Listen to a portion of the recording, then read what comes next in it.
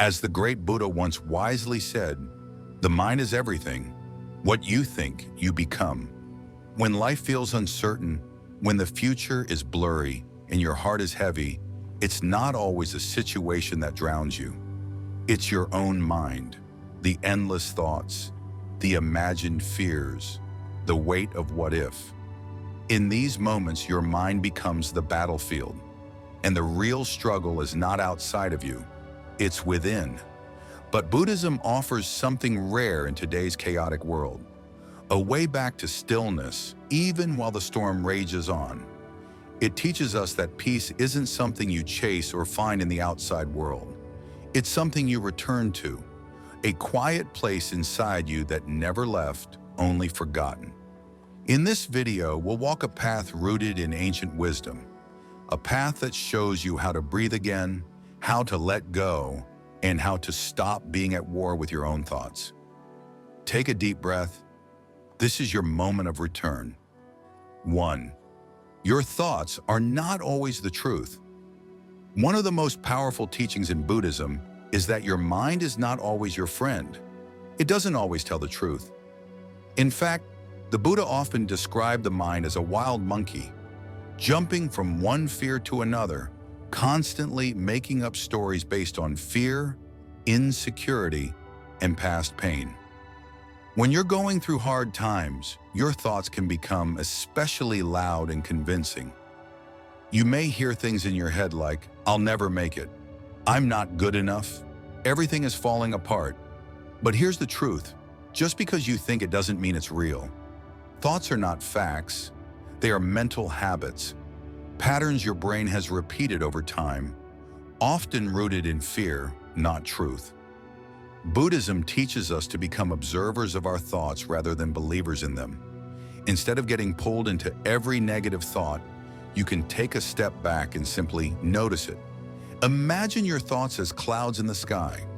Some are dark and heavy, some are light and fluffy, but none of them stay forever, and none of them is the sky itself. You are the sky, your awareness, your presence, your inner stillness. That is your true nature. The clouds are just passing moods. So when a worried or fearful thought comes, practice saying, that's just a thought. It's not who I am. It's not the full truth." Take a deep breath. Let it pass without reacting to it. This practice, called mindfulness, is like learning to sit beside a rushing river without jumping in. The more you recognize your thoughts as temporary and separate from your true self, the less power they have over you.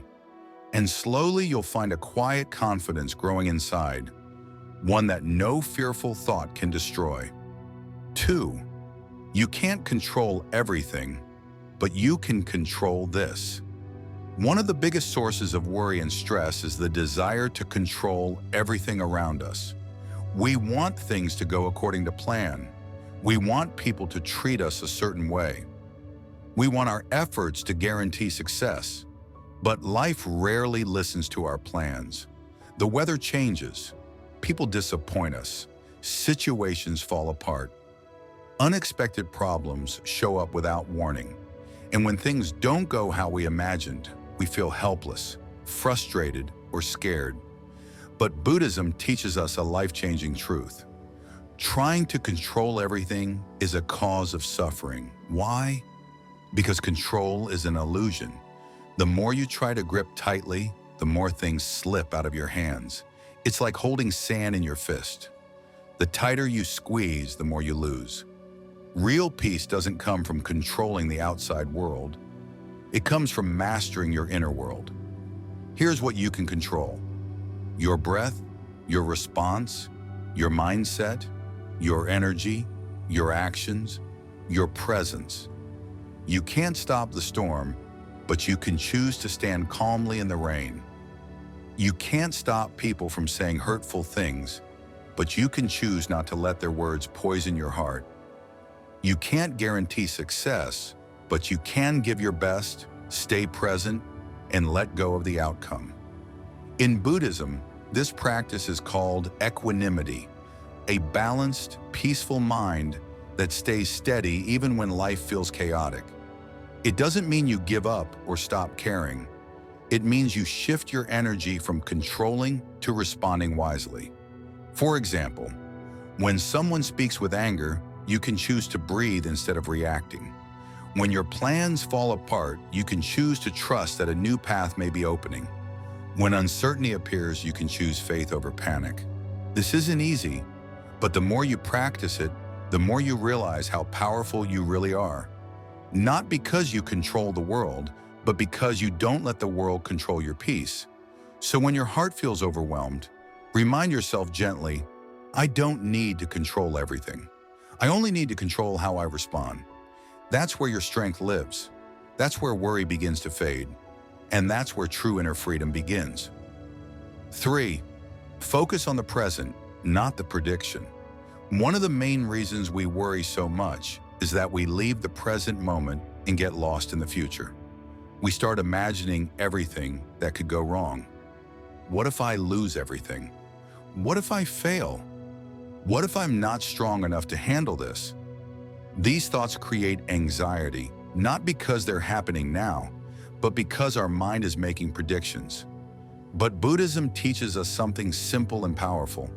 The future does not exist yet. The only thing that is real is this moment, right here, right now. The present moment is the safest place you can be. It's where your breath is, where your body is, where peace lives. When you anchor yourself in the now, even just for a few minutes, your mind slows down. You begin to realize that in this moment, you are okay. You are breathing. You are alive. You are safe. It's important to understand that worry is usually not about what is happening now. It's about what might happen later. But the future is just a mental movie. It's not happening yet. And most of the time, the things we worry about never even come true.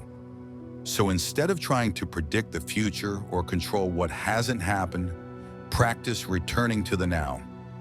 Buddhism encourages simple methods for this, like mindful breathing, listening deeply to your surroundings, or paying attention to what your body feels. When your mind begins to spin with fear, ask yourself, what is actually happening right now? Am I okay in this moment? Can I take one mindful breath? These small practices pull you out of the storm of what ifs and back into the calm of what is. Because the truth is, you don't need to figure out the next 5 steps. You just need to take the next breath. And in doing that, you give your nervous system a chance to relax, your heart a chance to open, and your soul a chance to rest. First, you stop drowning in imaginary futures and start living in real peace. 4. Your worst days still built you. It's easy to look back on the hardest moments of your life and wish they had never happened. When you were at your lowest, whether it was facing loss, heartbreak, failure, or disappointment, you probably felt broken, alone, and unsure if you could ever recover. But here's a truth that Buddhism teaches us. Those painful moments were not wasted. They were the bricks that built your strength, your compassion, and your wisdom. Think about a seed pushing its way through dark, heavy soil. At first, it feels the weight of the earth pressing down on it. It might struggle and crack, but without that pressure, it could never sprout. Those very forces that felt like they were crushing it also gave it the power to grow upward toward the light. In much the same way, your worst days pressed on you, but they also pushed you to become more resilient. Every time you experienced suffering, you had to face difficult feelings, grief, anger, and fear. You may have wanted to run away, blame someone else, or give up entirely. But when you stayed present with your pain, when you acknowledged it instead of hiding from it, you learned something invaluable about yourself. You discovered how deep your capacity to heal could be. You uncovered hidden strengths you didn't know you had. You learned that even when you felt powerless, you still had choices. The choice to breathe, to continue, to reach for hope. In Buddhism, this process of transforming suffering into wisdom is called turning poison into medicine. Just as a skilled alchemist turns a harmful substance into something healing, you turn hardship into understanding, empathy, and inner peace. Your worst days taught you humility because you learned that you are not in control of everything. They taught you compassion because you now know what it feels like to hurt and you can extend kindness to others in pain. They taught you patience because healing never happens overnight. And they taught you gratitude because when you finally emerged on the other side, you saw life's simple blessings with fresh eyes. So the next time you're tempted to despise the past, remember this.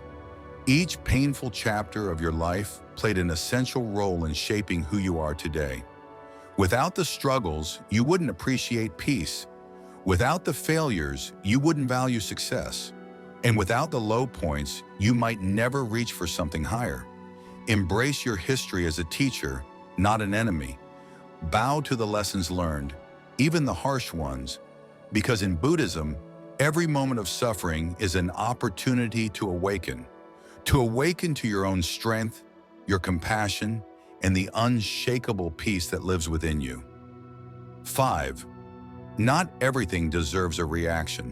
When life throws challenges your way, insults from others, unexpected setbacks, or moments of self-doubt, it's natural to feel an immediate urge to respond.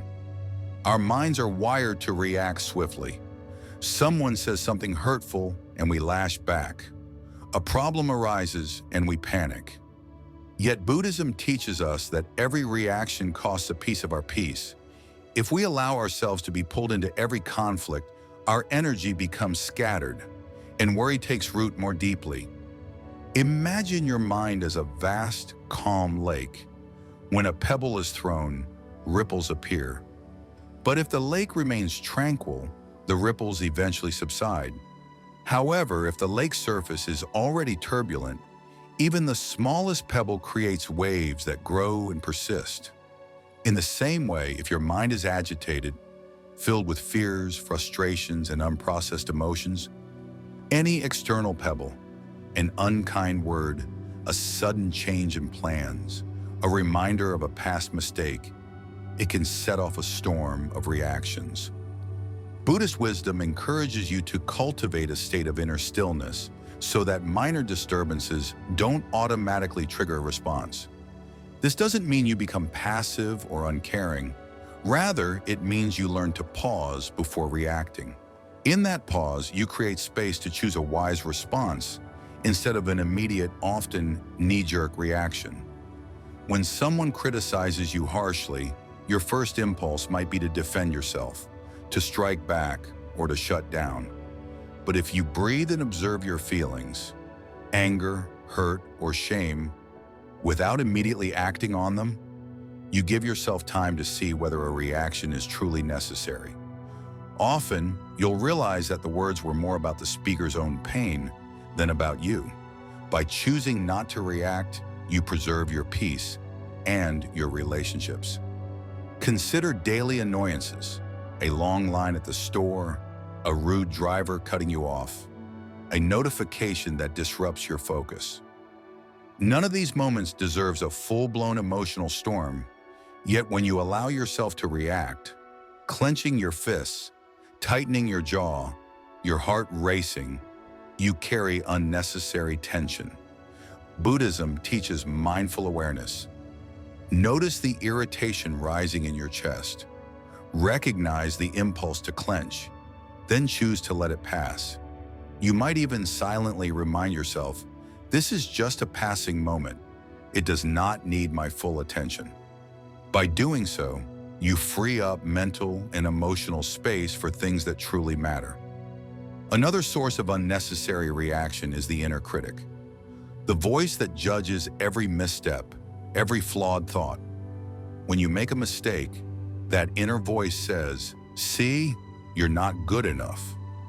If you react by spiraling into guilt or shame, you create further suffering. Instead, Buddhism invites you to observe that inner judgment as if it were someone else's comment, just a voice that doesn't hold the ultimate truth. By not reacting to that criticism, you weaken its power.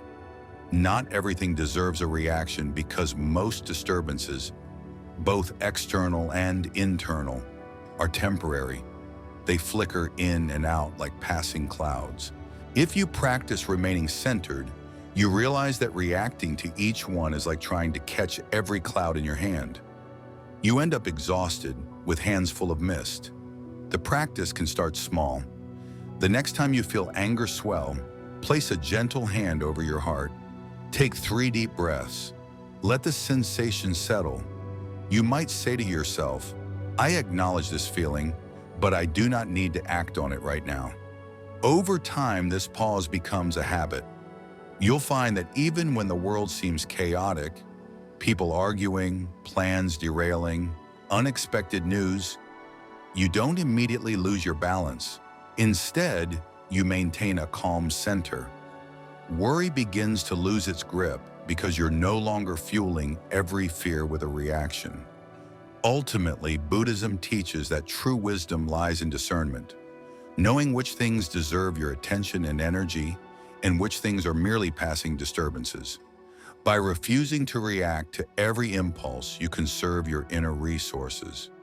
You protect your heart from needless pain, and you create a steady foundation of peace that even the fiercest storms cannot uproot. 6.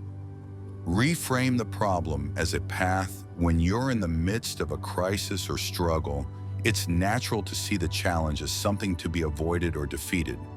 You may feel trapped by circumstances, believing that the problem is a dead end rather than an opportunity. Yet Buddhism offers a radically different perspective. Every difficulty you face can be a gateway to growth and awakening. Instead of seeing obstacles as roadblocks, you learn to view them as signposts pointing you toward deeper wisdom. Imagine walking through a dense forest and encountering a fallen tree blocking your path. You could stand there frustrated, convinced that your journey is over.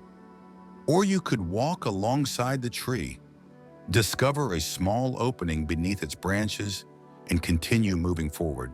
In that narrow gap, you might notice new plants, fresh sunlight filtering through the leaves, or a hidden stream you never would have seen otherwise.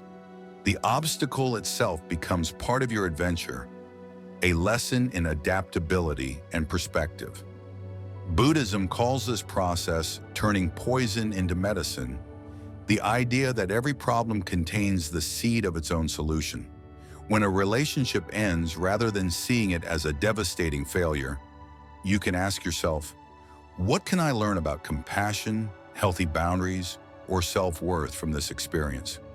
When your career hits a setback, you can inquire, what hidden talents am I being invited to develop? What new direction might emerge from this challenge? By reframing, you transform the energy of fear and resistance into curiosity and intention. This shift doesn't mean you pretend everything is fine when it's not. It doesn't deny the pain you feel. Instead, it invites you to lean into the discomfort long enough to discover its hidden gifts. Buddhism teaches that suffering reveals the roots of attachment, aversion, and ignorance, the very patterns that keep you trapped in cycles of stress and worry. When you face the hard truth of your pain, you gain insight into why certain situations make you suffer. Perhaps you realize that you've been clinging to a specific outcome, or that you're resisting change because it feels too uncertain. In recognizing these patterns, you begin to loosen their grip. The practice of reframing also involves trusting that the universe has a wisdom beyond your immediate understanding.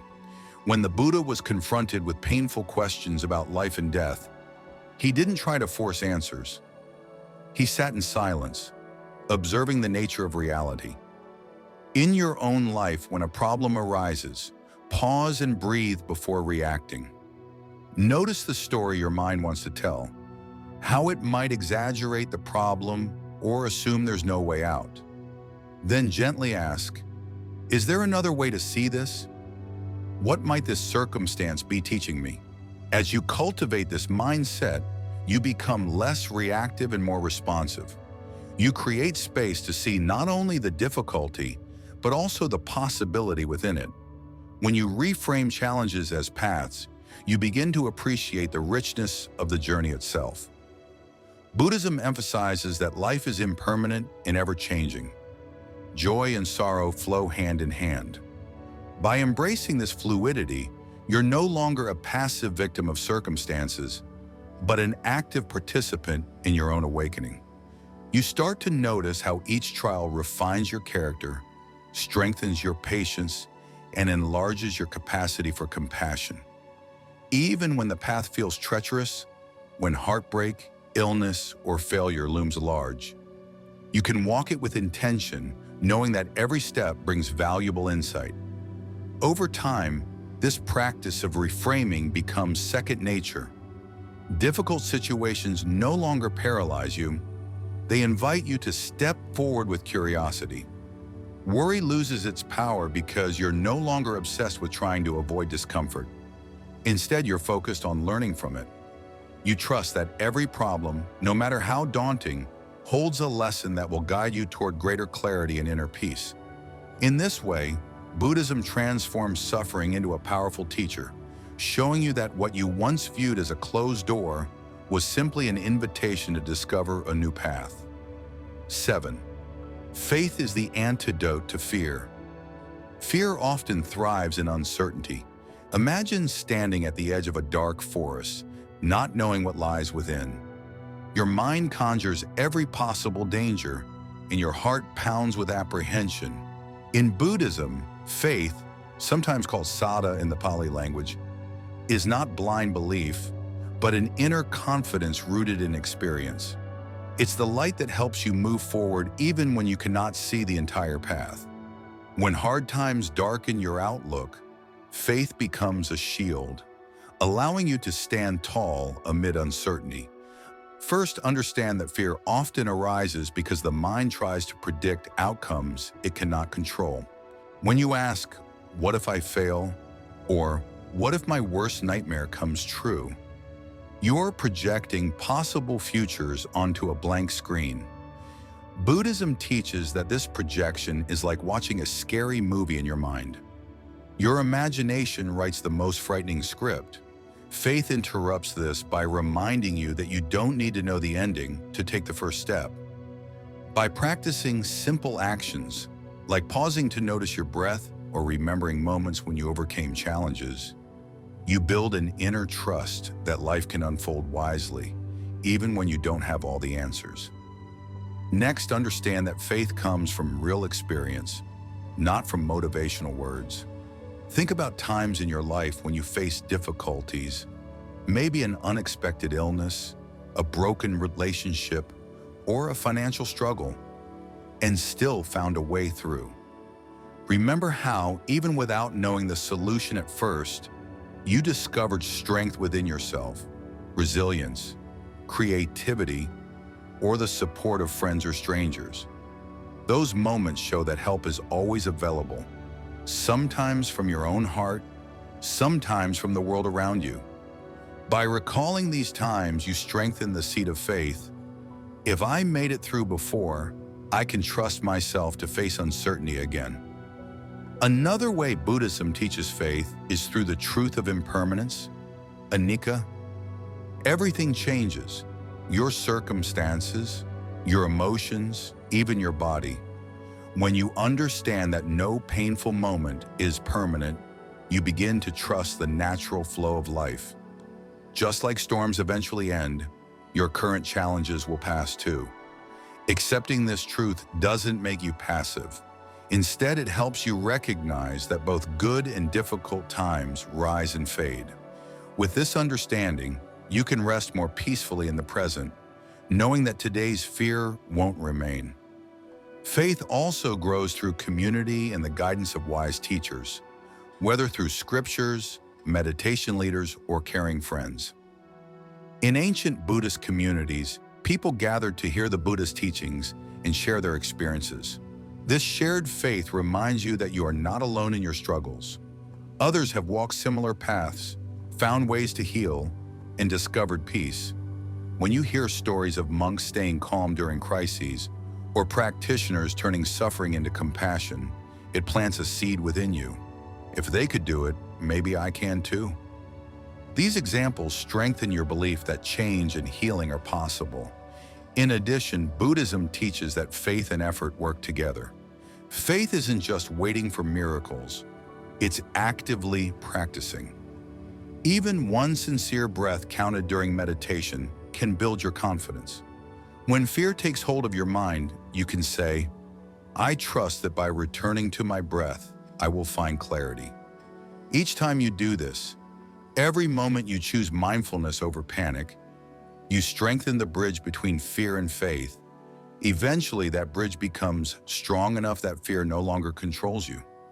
During uncertain times, think about how faith changes your relationship with fear. Instead of seeing fear as an enemy to fight, you begin to see it as a messenger, showing where deeper trust or wisdom is needed. When fear appears, you pause and ask, what is this fear trying to show me?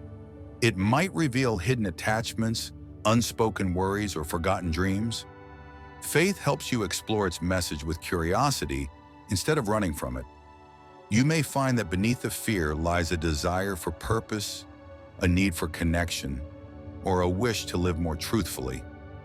In this way, faith becomes the remedy for fear, not because it removes all anxiety, but because it teaches you a new way to respond. With faith, you notice fear and still choose to move forward. You trust that each breath, each moment of presence will bring the clarity you need. As your faith deepens, fear loses its power to freeze you. Instead, it becomes a gentle reminder, urging you to gather your strength, reconnect with your inner resources, and step into the unknown with courage. In the end, these 7 lessons are more than ideas. They are practical reminders that you can change how you respond to fear and difficulty. Point 1. Your thoughts are not always facts. Point 2. The present moment is all you truly have. Point 3. You may not control everything, but you can always choose your response. Point 4. With practice, every painful experience builds your resilience. Point 5. Not every disturbance needs a reaction. Point 6. Every challenge carries a lesson. Point 7. End faith, grounded in remembering past strengths and trusting in impermanence, will support you whenever fear appears. As you practice these teachings, you slowly shift from being overwhelmed by outside events to feeling centered in your own wisdom. Worry may still come, but it no longer has to stay. You learn to sit with uncertainty, breathe through it, and continue forward with calm confidence. May these principles guide you whenever life feels heavy. Return to them whenever you need. Read them, reflect on them, and let them lead you back to peace. By doing this, you'll find that even in your toughest moments, your heart can stay open, your mind can stay clear, and your spirit can keep growing. Thank you for watching. If these lessons touched you, take a moment to breathe deeply, appreciate your growth, and step gently into the next moment.